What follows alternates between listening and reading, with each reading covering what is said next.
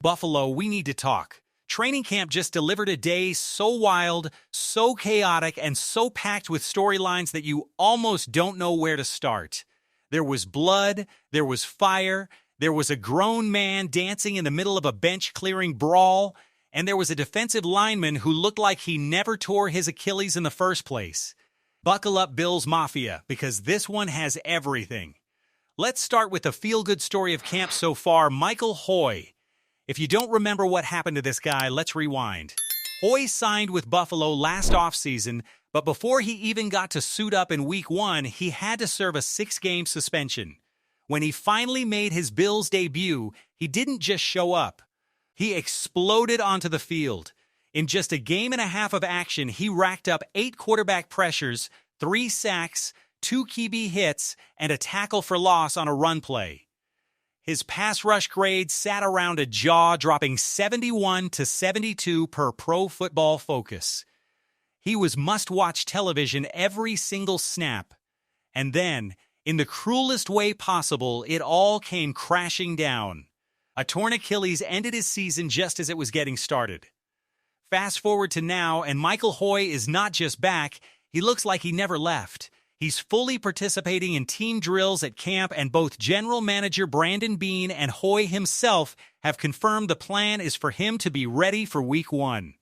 Hoy put it simply himself, saying everything is pointed toward getting him ready for the start of the season.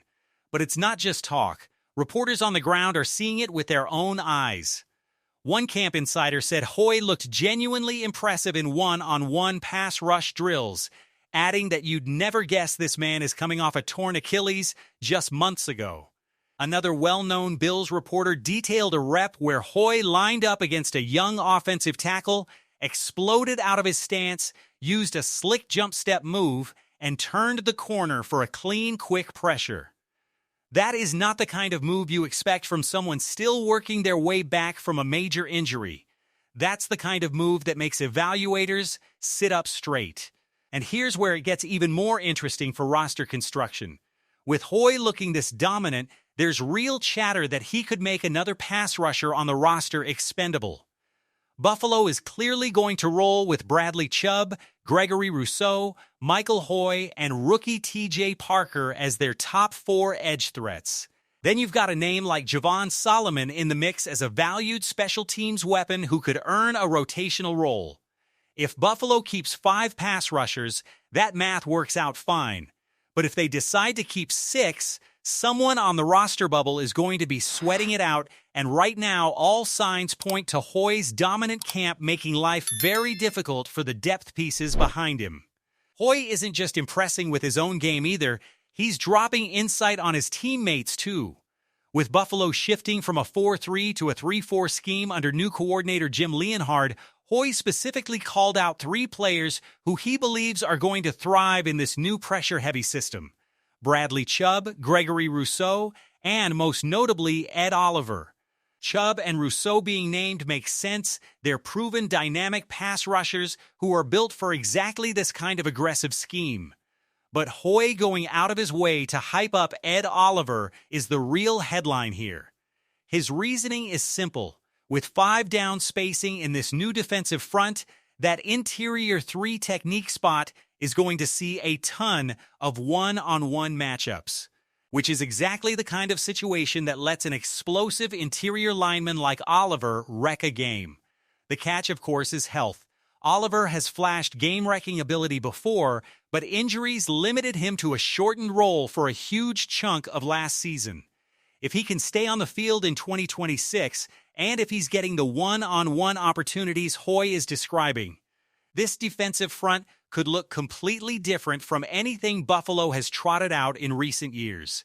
And that trickles down to everyone else up front too, including Hoy, who thrived last year specifically when he got isolated one-on-one reps. Now let's get into the fireworks. Literally, training camp on August 4th turned into an all-out battle. It started small with rookie TJ Parker throwing the first punch of camp in a brief scuffle between the offensive and defensive lines. Tempers were already simmering all morning. But then things escalated in a massive way. Cornerback Caleb Farmer laid out tight end Dalton Kincaid well after the whistle on a catch, the kind of hit that would have drawn a flag on any given Sunday, let alone in a padless training camp setting. The offense did not take kindly to it.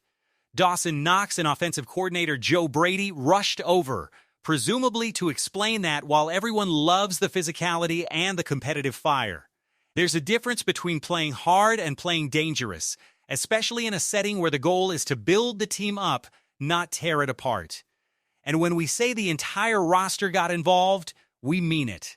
Reports from the scene describe somewhere between 15 and 20 players getting tangled up trying to break up the scrum. Offensive lineman Alec Anderson jumped straight into the pile. Dawson Knox was reportedly yelling at defenders on the sideline. There was even a completely separate scuffle happening at the same time between Spencer Brown and Terrell Bernard after a physical tackle on running back Ray Davis. It was chaos in every direction. And in the middle of all of it, wide receiver DJ Moore was spotted casually high-stepping and dancing around the edge of the pile for a solid 30 seconds, completely unbothered by the mayhem unfolding just feet away from him. Even offensive lineman Alec Anderson had some fun with it afterward, admitting he didn't appreciate Farmer hitting his teammate after the whistle, but that he thoroughly enjoyed getting a few punches in and choking him out in the process. Here's the thing about training camp fights, they're not actually a bad sign. If anything, they're a necessary part of building a team with an edge. You can't bottle up that much competitive aggression for an entire summer and expect it to just disappear once the pads come off in September. Teams need moments like this to set boundaries, establish who's willing to fight for their teammates, and let some of that pressure release in a setting where the stakes are as low as they'll ever be. The timing here could not have been better. This isn't happening during the preseason or, God forbid, during the regular season. This is August 4th. More than a month before Buffalo's first real game. If there's ever a time for tempers to boil over, it's now. The only real gripe worth having is the target. Dalton Kincaid has already dealt with knee injuries in the past and was even forced out of a practice the day before after taking a shot to a very unfortunate area. He's a player Buffalo desperately needs to keep healthy and get more involved in the offense, so taking a late hit at him specifically, of all the players on the roster, was probably not the wisest target selection. Speaking of players who cannot be stopped, we need to talk about DJ Moore, because this man is playing an entirely different sport than everyone else on the field right now. Acquired this offseason, Moore was mocked by national media outlets before camp even started, with some pundits calling the move for him one of the worst offseason decisions in football. Well, funny enough, all that noise has gone completely silent. Reporters on the ground are saying it plainly. Anyone calling DJ Moore washed up because of how things fell apart in Chicago with a lesser quarterback situation is not paying attention to what's happening in Buffalo right now. And the tape backs it up. In one standout rep, Josh Allen dropped a perfect dime to Moore in triple coverage. With three of Buffalo's best defensive backs draped all over him, and it didn't matter one bit, the ball landed right in his chest. On top of that, Moore has been working every level of the field. Short comebacks, intermediate digs, deep shots down the sideline, and catch-and-run plays where he looks more like a running back than a receiver once the ball is in his hands. One particularly electric rep saw Allen hit Moore in stride on a play-action dig route that turned into a 45-yard touchdown. With Allen throwing a lower average depth of target than in years past, Moore's ability to turn short and intermediate catches into massive chunk plays could end up being one of the most underrated weapons in this entire Buffalo offense. So here's where things stand heading into the heart of camp. Michael Hoy looks fully recovered and dangerous.